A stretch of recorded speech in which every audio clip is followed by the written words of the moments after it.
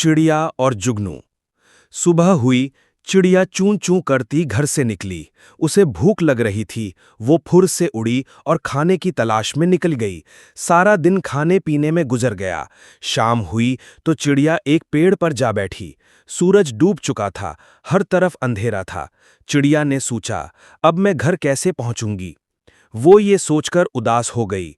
इतने में एक जुगनू उधर से गुजरा। उसने चिड़िया से पूछा, बी चिड़िया, उदास क्यों बैठी हो। चिड़िया बोली, भैया हर तरफ अंधेरा है, सोच रही हूं घर कैसे पहुंचूंगी। जुगनू बोला, बी चिड़िया, उदास क्यों होती हो, मेरे साथ चलो, मैं तुम्हें रास्ता दिखाऊंगा। ये कहकर जुगनू उड़ा। रास्ते में रोशनी हो गई। चिड़िया जुगनू के पीछे चली। थोड़ी देर में चिड़िया का घर आ गया। चिड़िया बहुत खुश हुई। उसने जुगनू से कहा, भैया तुम बहुत अच्छे हो। जुगनू हंस पड़ा और चमकता हुआ आगे चला गया। सच है, जो लोग अच्छे हैं वो दूसरों के काम आते हैं।